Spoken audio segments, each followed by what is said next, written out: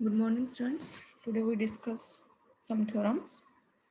If a sequence an converges to A, then there exists a positive number k and a positive integer m such that mod an is greater than k for all n greater than equal to m.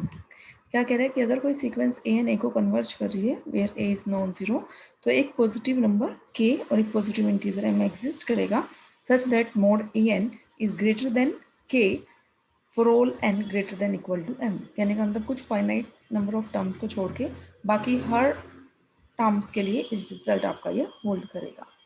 Means सारी terms कुछ terms को छोड़ के बाकी सारी terms जो है वो उसका मोड जो उन सब टर्म्स का के से क्या होगा ग्रेटर होगा। हम क्या कह रहे हैं सीक्वेंस ए एन जो है वो कन्वर्जेंट है और कन्वर्ज किसको कर रही है ए को where a is non zero. तो अब हमने कन्वर्जेंस की डेफिनेशन लगानी है। कन्वर्जेंस की डेफिनेशन में तो आप क्या लगाते हो कि for given epsilon greater than zero there exist a positive integer m such that mod a n minus a is less than epsilon for all n greater than equal to m. अब यहाँ इस case में जो हमारा epsilon है उसको हमने choose कर लिया मोड ए बाई टू। ये जो एप्सिलॉन यहाँ चूज किया हुआ है वो जस्ट इसलिए कि हमारा जो लास्ट में है लास्ट में हमें वो एप्सिलॉन ही अपीयर हो कि वो रिजल्ट से हमारा मैच कर जाए, वो जस्ट इसलिए है ये। यहाँ एप्सिलॉन हमने क्या लिया है mod a by two. Now we consider mod a. अब मोड ए को हम कैसे लिख सकते हैं, इसमें हमने ए एन जो टर्म है वो सब्ट्रैक्ट भी की हुई है और ऐड भी की हुई है। Now considering first two terms को एक टर्म मान के चलना है, ए माइनस ए एन आपकी first term and a n जो है वो आपकी सेकेंड टर्म। तो जो फर्स्ट टर्म है आपकी ए माइनस ए एन तो ये क्या बन गया जिसको हम कैपिटल ए से डिनोट कर देते हैं प्लस जो ए एन है सिंपली ए एन जो थर्ड टर्म है उसको हम कैपिटल बी से मीन्स ये क्या बन गया mod a plus b using result less than equal to mod a plus mod b. A क्या था हमारा a minus a n plus b क्या था हमारा ए एन। ठीक है, अब लेकिन हमें जो रिजल्ट चाहिए उस रिजल्ट में हमारे पास जो कन्वर्जेंस की डेफिनेशन है उसमें क्या है हमारे पास mode a n minus a. और आपको पता है कि मोड में हम आगे पीछे करके लिख सकते हैं, कोई फर्क नहीं पड़ता। तो mod a minus a n को हमने क्या लिख दिया mod a n minus a plus mod a n. Now this is less than mod a plus a by two. ये रिजल्ट था कि mod a n minus a is less than mod a by two plus mod a n for all n greater than equal to M.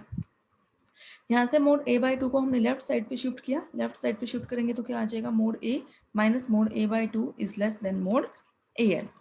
और mod a में से mod a by two subtract करोगे तो क्या बचेगा mode a by to. तो ये क्या आएगा यहाँ से mod a by two is less than mod a N.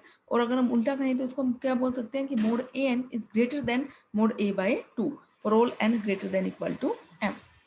अब के जो था के हमने कोई भी पॉजिटिव नंबर लेना था, अब उस के को हमने क्या ले लिया mod a by to he choose कर लिया क्योंकि जो रिजल्ट था उस रिजल्ट में हमें क्या चाहिए था mod a n is greater than के कोई भी पॉजिटिव नंबर है और मोड लेने के बाद ए आपका पॉजिटिव हो या नेगेटिव हो मोड ए तो हमेशा ही क्या होता है पॉजिटिव होता है। तो के को हमने क्या ले लिया मोड ए बाई टू। तो हमारे पास क्या रिजल्ट आ गया mod a n is greater than k for all n greater than equal to m. Next theorem है if sequence a n converges to a and b n converges to b then prove that their sum sequences का अगर हम sum ले a n plus b n वो किसको converge करेगा a plus b को। A n minus b n जो sequence है वो ए माइनस बी को। अगर हम सीक्वेंस के सारे टर्म्स को किसी कांस्टेंट से मल्टीप्लाई कर देते हैं के से तो सीक्वेंस क्या बन जाएगी के ए एन। तो वो सीक्वेंस किसको कन्वर्ज करेगी के इंटू ए को। ए क्या है कोई भी फिक्स्ड आपका रियल नंबर। अगर दो सीक्वेंस का प्रोडक्ट ले मीन्स ए एन इंटू बी एन तो वो किसको कन्वर्ज करेगी ए इंटू बी को। अगर सीक्वेंस ए एन ए को कन्वर्ज कर रही है तो मोड वाली sequence means mod a n किसको कन्वर्ज करेगी मोड ए को। सीक्वेंस का रेसिप्रोकल ले लें one by a n sequence किसको कन्वर्ज करेगी सीक्वेंस ए एन अगर ए को कन्वर्ज कर रही है तो one by a n one by a को कन्वर्ज करेगी if a n is not equal to zero and a is not equal to zero. और ये पॉसिबल तभी होगा अगर सीक्वेंस की हर टर्म आपकी नॉन जीरो है क्योंकि अगर कोई टर्म जीरो होगी तो उसका रेसिप्रोकल तो इन्फिनिटी हो जाएगा जो डिफाइंड ही नहीं है। फिर अगर सीक्वेंस ए एन ए को और बी एन सीक्वेंस बी को कन्वर्ज कर रही है तो उनका डिवीजन अगर हम उनको डिवाइड करते हैं A N by B N तो किसको कन्वर्ज करेगी वो ए बाय बी को जहां बी एन और बी जो है वो आपका नॉन जीरो है। अभी मैंने रीजन बताया था कि डिनोमिनेटर में आपका जीरो नहीं आना चाहिए अदरवाइज वो इन्फिनिटी बन जाएगा जो डिफाइंड नहीं है। ठीक है, तो फर्स्ट पार्ट में हमें क्या दिखाना है कि अगर सीक्वेंस ए एन ए को बी एन बी को कन्वर्ज कर रही है तो उनका सम मीन्स ए एन प्लस बी एन जो है वो ए प्लस बी को कन्वर्ज करेगा। उसके लिए जस्ट आपने क्या करना है जस्ट डेफिनेशन यूज करनी है हमने कि let epsilon greater than zero be given sequence a n converge कर रही है ए को और बी एन सीक्वेंस कन्वर्ज कर रही है बी को, तो डेफिनेशन दोनों के लिए लगानी है। तो हम फर्स्ट इसके लिए लगाते हैं, सीक्वेंस ए एन ए को कन्वर्ज कर रही है, तो हम क्या लगाएंगे, for given epsilon greater than 0, epsilon तो हमने आज चूज कर ही लिया, क्या एग्जिस्ट करेगा, there exist a positive integer m, m की जगह हमने क्या ले लिया m1, क्योंकि एक सीक्वेंस और है जिसके लिए हम m2 ले लेंगे, सच दैट क्या आएगा, mod a n minus a is less than epsilon, epsilon की जगह हमने क्या चूज किया, एप्सिलॉन बाय 2। ये मैं बार बार आपको बता रही हूँ कि जो हमें स्टार्टिंग में चूज करते हैं वो जस्ट इसलिए कि लास्ट में आपको एप्सिलॉन अपीयर हो जाए, सिर्फ इसलिए, for all n greater than equal to m1। ऐसे ही second sequence b n b को कन्वर्ज कर रही है, तो एक पॉजिटिव इंटीजर m2 एग्जिस्ट करेगा, such that mod b n minus b is less than epsilon by 2 for all n greater than equal to m2। अब ये m1 और m2 जो आ रहे हैं वो एप्सिलॉन पे डिपेंड होते हुए पॉजिटिव इंटीजर्स आ रहे हैं। से हम मैंने मानो कि जो ये फर्स्ट सीक्वेंस थी ए एन जो ए को कन्वर्ज कर रही है, मान लो उसके लिए जो पॉजिटिव इंटीजर आया वो 5 आया, ये रिजल्ट होल्ड कर रहा है उन सभी n के लिए जो 5 से ग्रेटर है या 5 के इक्वल है। सेकंड मान लो m2 आपका 7 है, तो मीन्स हम क्या कह रहे हैं, सेकंड रिजल्ट आपका होल्ड करेगा for all n greater than equal to 7। First वाला होल्ड कर रहा है उन सब के लिए जो 5 या 5 से ग्रेटर है, सेकंड वाला होल्ड कर रहा है उन सब के लिए जो 7 या 7 से ग्रेटर है। तो इसका मतलब जो पहले वाला रिजल्ट है वो जब 5 और 5 से ग्रेटर के लिए होल्ड कर रहा है, तो 7 या 7 से ग्रेटर के लिए भी ऑटोमेटिकली होल्ड करेगा ही करेगा। तो हम क्या चाहते हैं अब रिजल्ट के लिए कि जो ये m1 और m2 आ रहे हैं ये दोनों के लिए कॉमन आ जाए, एक ही आ जाए, और उस कॉमन लेने के लिए हमने इन दोनों का क्या ले लिया, मैक्सिमम। जैसे यहाँ हमने 5 लिया m1, m2 7 लिया, तो फर्स्ट रिजल्ट जो है ये 7 के लिए भी तो होल्ड कर रहा है, for all n greater than equal to 7 होता है वो भी होल्ड करेगा। लेकिन अगर हम इसका मिनिमम ले लेते तो अगर फर्स्ट रिजल्ट 5 के लिए होल्ड कर रहा था तो सेकंड रिजल्ट 5 के लिए होल्ड नहीं करता, क्योंकि सेकंड रिजल्ट तो किसके लिए होल्ड कर रहा है, उन सब n के लिए जो ग्रेटर और ग्रेटर देन इक्वल टू 7 है। तो 5 से ग्रेटर या 5 के इक्वल है जो उनके लिए तो होल्ड नहीं करेगा। तो इसलिए हमने इन दोनों का क्या ले लिया, m1 m2 का मैक्सिमम, ताकि दोनों रिजल्ट जो है वो m के लिए काम कर ले। तो क्या आ जाएगा, mod a n minus a less than epsilon by 2 and mod b n minus b भी क्या आ गया, less than epsilon by 2 for all n greater than equal to m। अब हमें दिखाना क्या है कि sequence a n plus b n जो सीक्वेंस है वो ए प्लस बी को कन्वर्ज करे। तो हमने यहाँ क्या ले लिया, mod a n plus b N sequence minus converge किसको करानी है, ए प्लस बी को। मीन्स डेफिनेशन से दिखाना है, तो मीन्स डेफिनेशन में हम क्या दिखाते हैं, अगर हमें दिखाना हो सीक्वेंस ए एन ए को कन्वर्ज कर रही है तो हम दिखाते हैं mod a n minus a is less than epsilon. अगर हमें ये दिखाना है कि sequence a n plus b n a plus b को कन्वर्ज कर रही है, तो उसके लिए हमें यहाँ क्या दिखाना पड़ेगा, mod a n plus b n minus a plus b का जो मोड है वो क्या आ जाए, लेस देन एप्सिलॉन आ जाए। इसलिए ये टर्म हमने कंसिडर कर ली।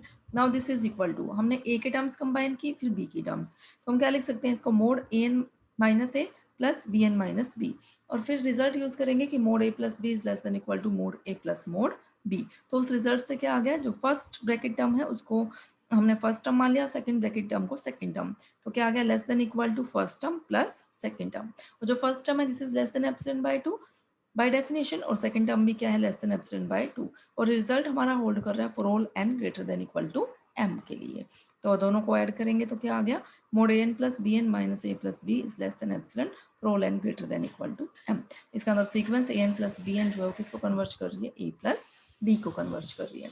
अब जो इसमें सेकंड पार्ट है कि sequence a n minus b n a minus b को कन्वर्ज करेगी, बिल्कुल सिंपल है, बिल्कुल सेम है इसके। और इसमें क्या करना है आपने, यहाँ तक तो आपका सेम रहेगा फर्स्ट इक्वेशन तक, तो सेकंड इक्वेशन में यहाँ प्लस की जगह जो सीक्वेंस है वो माइनस वाली सीक्वेंस लेनी है, a n minus b n minus a minus b, ऐसे कंसिडर करना है, ठीक है। थर्ड पार्ट में हमें क्या दिखाना है कि अगर सीक्वेंस ए एन ए को कन्वर्ज कर रही है तो के ए एन सीक्वेंस जो है वो के ए को कन्वर्ज करेगी। अब के जो है वो कोई भी नंबर है, अब हमने के को क्या ले लिया, एक बार तो जीरो एज्यूम कर लिया कि अगर के जीरो हुआ और के को अगर हमने सीक्वेंस के टर्म से मल्टीप्लाई करेंगे और के जीरो है तो इसका मतलब सारी टर्म्स क्या हो जाएंगी, जीरो। इसका मतलब जो सीक्वेंस बनी हमारी वो सीक्वेंस क्या बनेगी, zero zero zero zero zero up to so on zero sequence. और अगर कोई सीक्वेंस जीरो सीक्वेंस है तो वो किसको कन्वर्ज करेगी, जीरो सीक्वेंस जीरो को ही कन्वर्ज कर जाएगी, ठीक है। तो इसका मतलब के इंटू ए भी क्या आ जाएगा, जीरो। तो सीक्वेंस के a n converges to zero means k into a. Second part देखो इसका, मीन सेकेंड केस, कि when k is not equal to 0, अगर k नॉन जीरो है तो उस केस में हमने फिर रिजल्ट लगाना है। क्या गिवन है, सीक्वेंस a एन a को कन्वर्ज कर रही है, तो by definition for given epsilon greater than 0 there exist a positive integer m such that mod an minus a is less than epsilon. अब एप्सिलॉन की जगह हमने यहाँ क्या चूज कर लिया, एप्सिलॉन बाय मोड k। आपको आगे जाके पता चलेगा कि हमने मोड k क्यों लिया इसके डिनोमिनेटर में। अगर हम मोड k ना लेते तो जो लास्ट में आंसर आता वो एप्सिलॉन नहीं है, एप्सिलॉन की जगह कुछ और आंसर आपको दिखता, जस्ट इसलिए लिया हुआ है। नाउ अब हमें क्या दिखाना है कि सीक्वेंस के ए एन जो है वो के ए को कन्वर्ज कर रही है, उसके लिए क्या कंसिडर करना पड़ेगा, मोड के ए एन माइनस के ए। अब के कॉमन है, कॉमन लिया और प्रोडक्ट में तो मोड खुल जाता है, तो क्या आ गया, मोड के into mode a n minus ए। अब ये देखो मोड ए एन माइनस ए क्या है यहाँ से, this is less than epsilon bye mode के।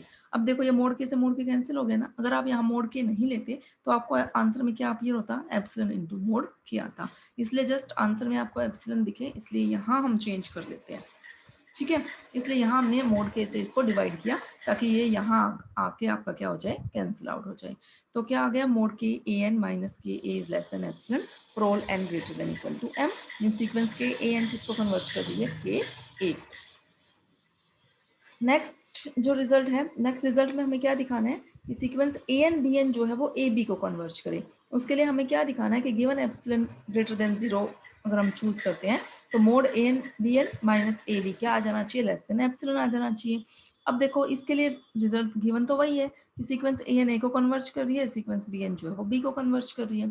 अब इसमें हमने क्या किया, एक टर्म एड और सब्ट्रैक्ट करनी है, एड और सब्ट्रैक्ट करने पे तो कोई भी टर्म कोई फर्क नहीं पड़ेगा। अब वो टर्म जो है इट डिपेंड्स ऑन यू, या तो आप ए एन बी ले लो उसको ऐड और सब्ट्रैक्ट कर लो, या ए बी एन, कहने का मतलब एक के सफिक्स में एन लेना है और दूसरा आपको एज इट इज करना है। जैसे इसने यहाँ ए के सफिक्स में एन और बी इस टर्म को ऐड और सब्ट्रैक्ट किया हुआ है, आप इसमें ए एज इट इज रख के बी के सफिक्स में n means a b n term को भी ऐड और सब्ट्रैक्ट कर सकते हो, ठीक है। अब जो इसने ऐड और सब्ट्रैक्ट किया इससे फर्स्ट टू टर्म से तो ए एन कॉमन आ गया तो बी एन माइनस बी आ गया, प्लस लास्ट टू टर्म से बी कॉमन आ गया तो ए एन माइनस ए आ गया।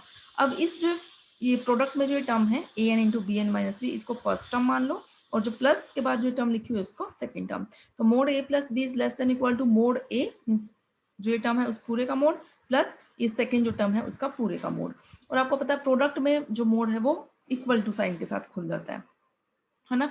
तो मीन्स जब नेक्स्ट स्टेप आएगा तो वो किसके इक्वल आ जाएगा, mod a n mod b n minus b plus mod a n minus a mod b, ये आ जाएगा।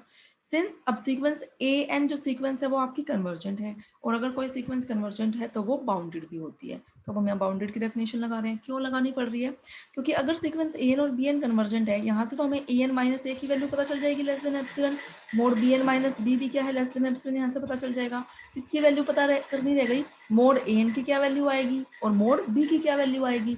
अब मोड ए एन की वैल्यू पता करने के लिए हमने रिजल्ट लगाया कि सीक्वेंस ए एन कन्वर्जेंट है तो वो बाउंडेड भी होगी, और बाउंडेड की क्या डेफिनेशन है कि अगर सीक्वेंस बाउंडेड है तो देयर एग्जिस्ट पॉजिटिव नंबर या पॉजिटिव रियल नंबर या एक नंबर एग्जिस्ट करेगा k greater than 0 such that mod a n is less than k for all n belonging to n, ठीक है।